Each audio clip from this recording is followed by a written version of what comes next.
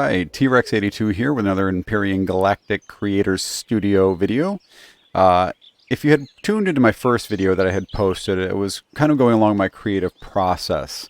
And it was kind of showing how I go through the design process into texturing and finalizing the actual mesh. And in that video, I had built this. This is the 320,000 SU cargo container, cargo extension container that I wanted to use in an upcoming project in order to build a mining vessel or a cargo vessel that I kind of had in mind.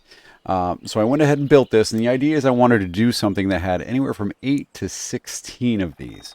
So I've gone ahead and started that. I've gotten the first two sections of that done, the front end. If any of you play Eve or have played Eve, then you're going to be very familiar with the Venture, which is the mining vessel, and that's kind of the idea that I'm going with a little bit. Something that kind of looks along those lines. It only wants one purpose, and that's going to be to mine or to take cargo. But I wanted to be able to carry a lot. So I took this design, and I've gone ahead and started what I'm now calling the Tyche. The Tyche is going to be a fairly large vessel as far as the cargo is concerned. But I kind of want the back end, which I haven't designed yet, to be a little bit smaller. I want it to look very, very lopsided. I guess from an artistic standpoint, that's kind of what I'm going for. So I've actually gone ahead and started that, as you can see over here. So right now you're looking at a total of 16 320,000 SU bays.